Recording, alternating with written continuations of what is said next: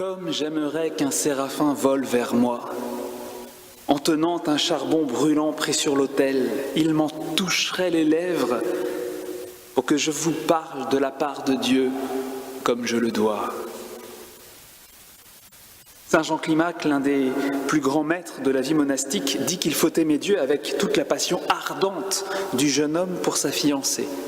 C'est donc vrai qu'il faut nous ouvrir à plus de feu et nous attendre à ce que ce feu vienne, puisque c'est la volonté de Dieu. Mes sœurs bien-aimées, chers pères, le moins que l'on puisse dire, c'est qu'avec ce récit de vocation d'apôtre, l'Évangile nous présente un tableau très masculin. Simon-Pierre et les autres pêcheurs du lac sont des hommes. Cependant, notre regard, notre esprit serait bien peu contemplatif s'il s'en tenait à cette apparente absence de la femme et s'il considérait le choix de ces hommes comme une mise de côté des dames, dont la résonance dans l'Église serait un mépris pour ce qui est féminin, l'orgueil du masculin.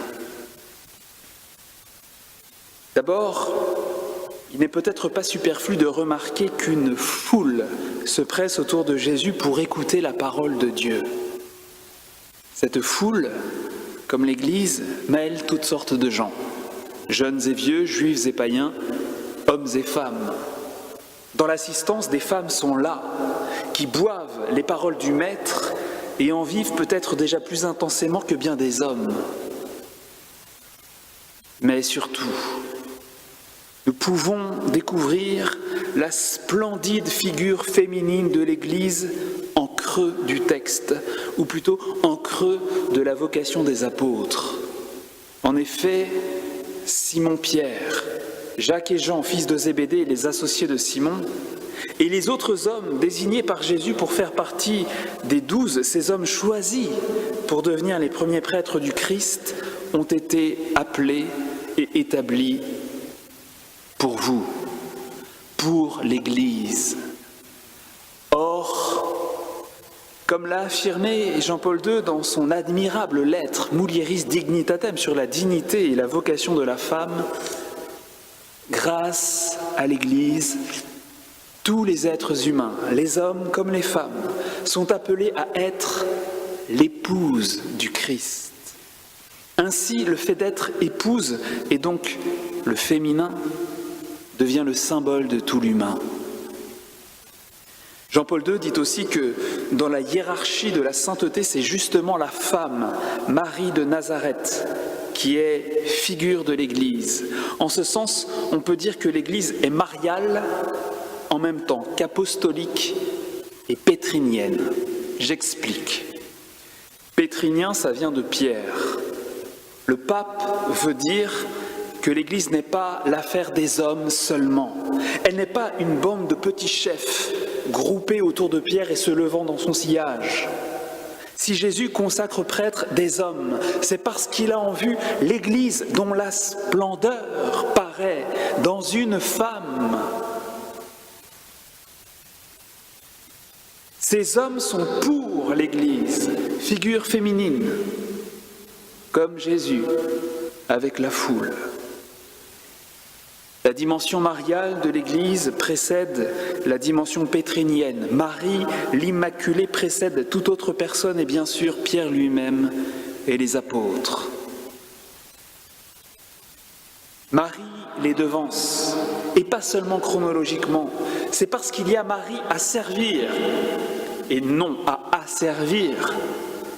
C'est parce qu'il y a Marie à servir et au-delà d'elle, c'est parce qu'il y a l'Église faite d'autres hommes et d'autres femmes à servir que les apôtres et les prêtres sont là.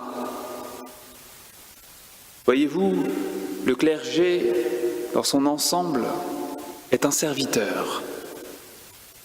Celle qui est servie, c'est la reine et c'est elle qui compte. Cette reine, c'est l'Église, c'est vous. Et si dans la liturgie le prêtre agit en la personne du roi, c'est par pure grâce pour le bien de l'épouse. Un jour, Jésus a prononcé les mots extraordinaires que voici. Il y a des eunuques qui sont nés ainsi du sein de leur mère. Il y a des eunuques qui le sont devenus par l'action des hommes, et il y a des eunuques qui se sont rendus tels à cause du royaume des cieux. Matthieu chapitre 19, verset 12. Vous savez toutes ce que c'est qu'un eunuque et vous connaissez leur rôle dans les palais. Ils sont au service de la reine. Et c'est en servant la reine qu'ils sont au service du roi. Ils prennent grand soin de cette femme. Ils sont constamment auprès d'elle. Et le roi n'a rien à craindre. Ils sont bien incapables de jouir de l'épouse. Jamais ils ne pourront la dominer. Ils n'existent que pour servir et non pour se servir. Ils apprêtent l'épouse pour le roi. Ils la font toute belle pour sa joie. Voilà les prêtres, les eunuques pour le royaume. Et vous, vous êtes la souveraine. Le ministère sacerdotal que certains hommes reçoivent du Christ n'est pas un pouvoir qui s'exerce sur les autres, c'est un service de l'épouse que vous êtes. Et Jésus n'a pas voulu que la femme, dont l'être féminin coïncide avec le mystère de l'épouse, le mystère de la reine, le mystère de l'Église, Jésus n'a pas voulu que la femme soit mise au rang des serviteurs. Vous comprenez ? Le sacerdoce n'est pas domination, c'est le service de l'eunuque qui lave les pieds de la reine et qui sait très bien au fond de lui qu'il n'est pas digne de toucher la peau de cette épouse sacrée. Quand des prêtres commandent en maître et font sentir leur pouvoir, quand ils bousculent ou violentent les autres, et s'ils prennent les femmes de haut, c'est qu'ils ne sont pas encore, des eunuques pour le royaume. Quelque chose manque à leur consécration à la joie du roi et de la reine. Dieu merci, à la différence des eunuques de grand palais, ceux que Jésus suscite dans l'Église conservent leur virilité. La virilité n'est pas une puissance inintelligente d'humiliation et de soumission, mais une force au service du bien, du beau, du vrai et qui vient de Dieu. La brutalité idiote n'est qu'une forme déchue du masculin. Mes sœurs, la virilité de l'homme est un don de Dieu pour vous, pour les enfants et les plus fragiles de notre espèce. Elle est cette chose qui peut faire d'un homme cet abri qui vous charme. Jésus est pour la foule, les apôtres pour l'Église et l'homme pour la femme. Ce qui nous distingue n'aurait jamais dû nous opposer, bien au contraire. C'est l'altérité qui devait ouvrir à la communion. Hélas, nous connaissons notre mal et la faute est constamment devant nos yeux. L'offense commise, l'offense subie. Naturellement, celle qu'on a pris pour une esclave, un objet, cherche à se venger de son maître. Et le besoin d'égalité peut rendre une femme agressive. Elle se pose en rivale. La femme double l'homme. Elle risque d'y perdre sa nature et sa grâce. Car dans la femme, dans toute femme, il y a une place pour l'homme. Le rejet, la fermeture, le mépris de ce qu'il est, lui, est une négation de ce qu'elle est, elle, au fond d'elle. Quant à l'homme, il est tendu vers la femme. Humilier celle qu'il est porté à exalter, c'est se renier et s'anéantir lui-même. Il n'est plus qu'un don qui se retient, un don qui n'a plus où se donner. Comme dit un peu curieusement l'Écriture, dans la première aux Corinthiens, chapitre 11, verset 11, « Dans le Seigneur, La femme n'existe pas sans l'homme, ni l'homme sans la femme. On existe ensemble, on est nous-mêmes ensemble. Tu es femme avec l'homme, je suis homme avec vous. Elle et lui sont l'un pour l'autre. Mais comme l'écrit un poète contemporain, combien d'années pour passer, dans le meilleur des cas, de l'amour au pur amour, de la dévoration à la contemplation. Elle et lui se dévisagent, se caricaturent, se défigurent encore. Il y a en vous, en nous, la douleur de la blessure, la conscience du mal et de la trahison. Ceux et celles qui sont à la hauteur sont rares, et nous le savons très bien. Et pourtant, hommes et femmes, Jésus nous aime envers et contre tout. Il relève celui ou celle qui devant lui tombe à genoux. J'ignore jusqu'où pénètrent vos regards quand vous levez les yeux vers la croix. J'aime ces mots d'une homélie du pape Saint Léon le Grand.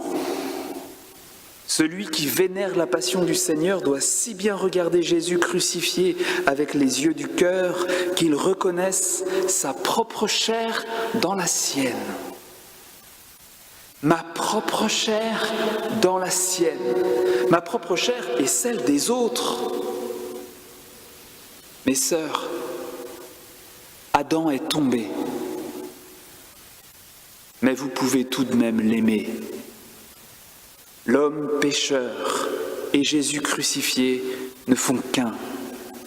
Je ne parle pas ici seulement de l'époux, du mari, mais de toute personne humaine, masculine. Comment aimerions-nous le Christ en croix sans aimer Adam, l'homme meurtri dans sa chute? Comment aimerions-nous le Christ en croix sans aimer Ève, la femme noire et pourtant belle, l'étoile éteinte que le Seigneur peut faire renaître? Sans doute avez-vous toutes bien des raisons d'être sévères, mais le Christ, notre Dieu, demande miséricorde. C'est le maître mot et c'est la seule issue. Il faut en finir avec ces hostilités entre elle et lui. Entre nous, il y aura le Christ ou bien le serpent des origines, le diable qui sépare ou bien le Sauveur qui réunit. Dans la suite du récit de Saint Luc, nous verrons des femmes s'adjoindre à la si touchante suite du Christ. Elles ajouteront une bienheureuse grâce féminine à cette bande d'amis imparfaits. Elles y porteront ce je ne sais quoi de dévoué et semeur d'harmonie qui vous est propre. Mais gardons-nous de la caricature à laquelle on revient toujours, celle qui voudrait que les apôtres soient des lourdeaux imperméables à l'esprit du Christ, tandis que les femmes seraient des créatures angéliques libérées de toutes les pesanteurs de l'humanité. Non, la mère de Jacques et de Jean demande sans vergogne devant tous les autres que ses fils siègent l'un à droite, l'autre à gauche de Jésus dans sa gloire. Marthe, Marthe, se plaint des services qu'elle rend au Christ et compare. Marie-Madeleine et Salomé commencent par ne pas annoncer la résurrection. Elles ne dirent rien à personne, note saint Marc, car elles avaient peur. Inutile d'évoquer les misères des 12, qui ne seront plus que 11. À la fin du récit, elles sont très bien connues, sans doute mieux connues que leur grandeur. Donc, l'Évangile nous montre des femmes amies des hommes. Et c'est Jésus qui est leur trait d'union, Jésus qui est leur amitié. Après la Passion, Jésus ayant disparu, nous verrons ce groupe mixte se disloquer très vite. À nouveau, les hommes d'un côté, les femmes de l'autre. Jean, chapitre 21. Simon-Pierre, Thomas, appelé Didyme, Nathanaël de Cana en Galilée, les fils de Zébédée, et 2 autres de ses disciples se trouvaient ensemble.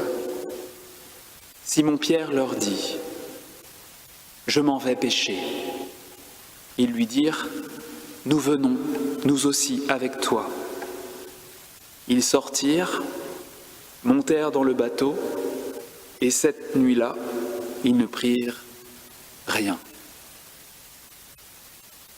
Retour à la case départ, et de nouveau, pas de femme à l'horizon. Mais Jésus va se manifester. Jésus apparaît et l'Église va se rassembler. Le Christ est ressuscité des morts. Adam et Ève, vous et nous pouvons de nouveau nous atteindre, nous réconcilier et l'aimer ensemble. Amen.